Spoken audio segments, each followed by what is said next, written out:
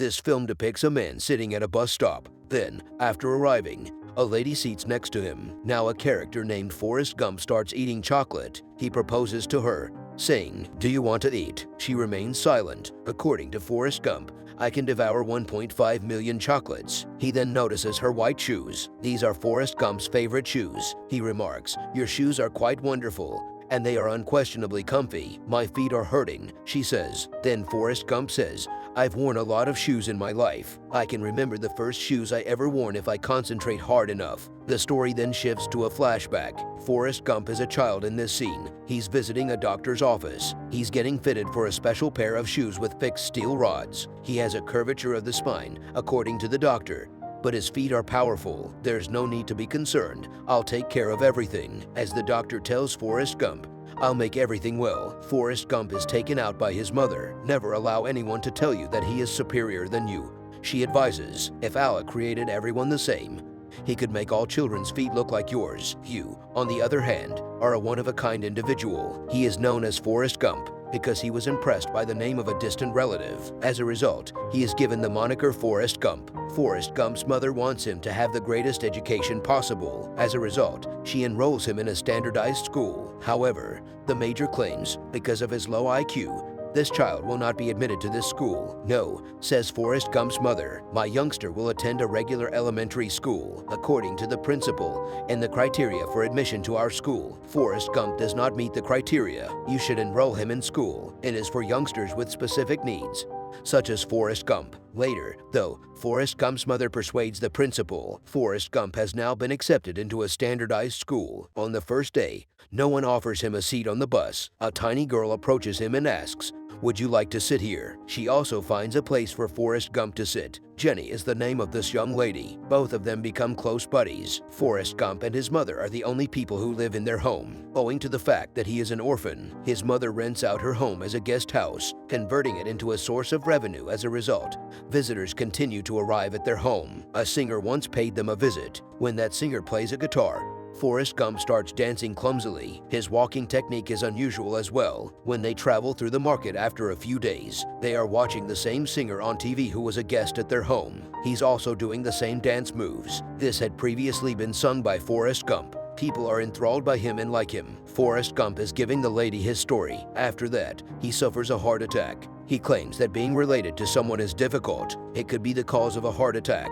Following that, it is revealed that Jenny and Forrest Gump are close friends. They meet, play, go on adventures, and are always together. They'll leave one day. They are pursued by 3 children. They attack Forrest Gump by hurling a stone at him. Rock mostly smashes Forrest Gump on the head when restoring. He gets yanked out by this blast. "You're a fool," they tell Forrest Gump. More rocks are being thrown at him now. "Run, Forrest Gump, run," Jenny exclaims. Forrest Gump takes a clumsy stroll. Those kids then begin chasing him on their bicycles. After him, Jenny exclaims, "Run fast, Forrest Gump, run as fast as you can." He begins to run and progressively increases his speed, and his custom-fit leg braces start to fall apart. He steadily raises his running speed.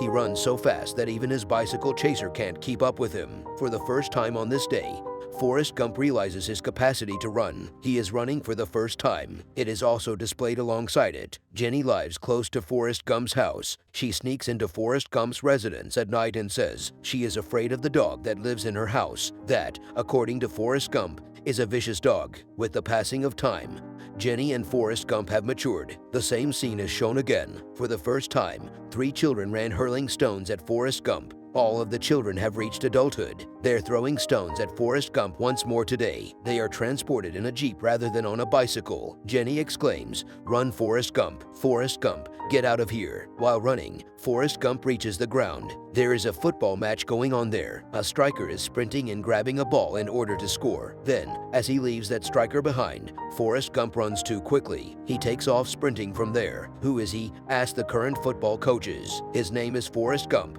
One of the trainers says, "He is irrational." However, when I looked at the speed at which he was sprinting, I was surprised. They hire him as a football player. As a result, Forrest Gump is given the opportunity to attend college. While playing football, Forrest Gump is completely uninformed of the regulations. However, he just knows how to run and catch a ball. As soon as he receives a ball, He begins running, and he will not stop until he is apprehended. He is extremely quick, and he is the reason why the match is being won. With the passage of time, Forrest Gump's renown reaches its pinnacle. He's also a member of the All-American team. He has been playing the matches for the past 5 years. After 5 years of gaming, he earns a college diploma. He claims I earned a degree as a result of playing football. His college is also visited by an army officer when his college's convocation day arrived, and he inquires of Forrest Gump, "Have you considered your professional options?" The army recruits Forrest Gump. Forrest Gump is picked up by a bus full of army officers. They're all going to get some training. As he boards the bus,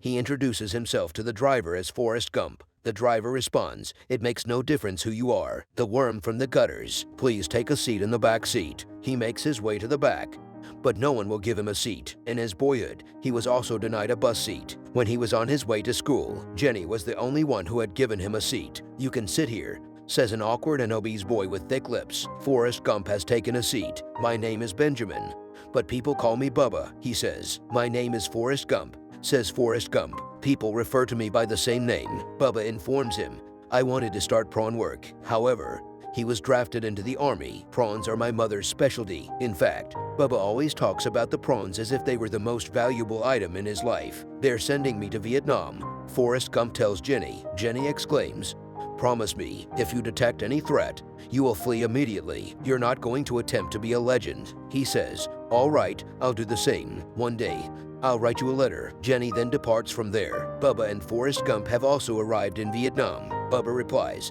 "I'm sure there will be a lot of prawns in the sea. Let's take over this territory, shall we? We'll come here to collect prawns after that, except for prawns."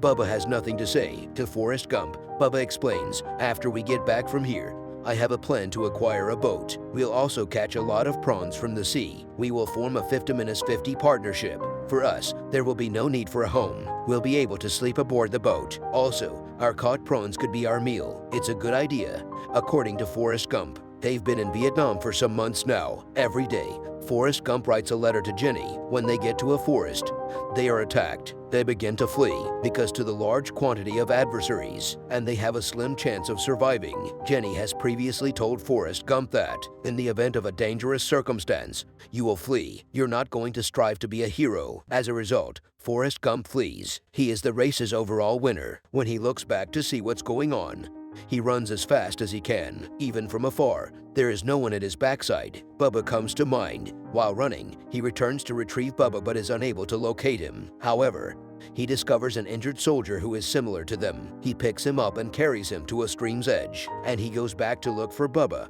but to no avail. He comes across yet another injured soldier. He also takes her along the stream's edge. He returns numerous times, bringing all of the warriors there and rescues them. He now needs to look for Bubba. When he arrives, he discovers their wounded Lieutenant Dan. He does not wish to flee, but rather confront the opponent. Forrest Gump, on the other hand, drags him to the river's edge. Forrest Gump is still looking for answers. Bubba, while refusing to admit defeat, Lieutenant Dan then adds, "There are opponents who are exploding bombs, so don't go there." Despite this, Forrest Gump visits the location and discovers Bubba. Bubba has been assassinated. He returns with him, but Bubba does not make it. Forrest Gump had a gunshot wound on his body throughout the expedition. Following that, it is revealed that all Army officers have been admitted to the hospital. All of them are hurt, but Forrest Gump is overjoyed. An Army officer informs him when he arrives, "The Medal of Honor has been bestowed upon him because you had a huge number of individuals saved. He must now obtain a presidential medal." Jenny then pops out of nowhere and exclaims, "Forrest." Forrest is ecstatic to see Jenny as she exits the stage. He rushes over to her. He wraps his arms around her. They then have a lengthy discussion. Jenny recounts her entire adventure to him, like if she was the one who had done it. The Medal of Honor has been awarded to Forrest Gump. He speaks about his experiences in Vietnam. He turns it over to Jenny and says, "I did what you asked." Jenny then takes him out to meet some of his buddies. Jenny has a particular friend among them. She runs away with her pal, hugging Forrest Gump. Jenny had strayed far from Forrest Gump once more.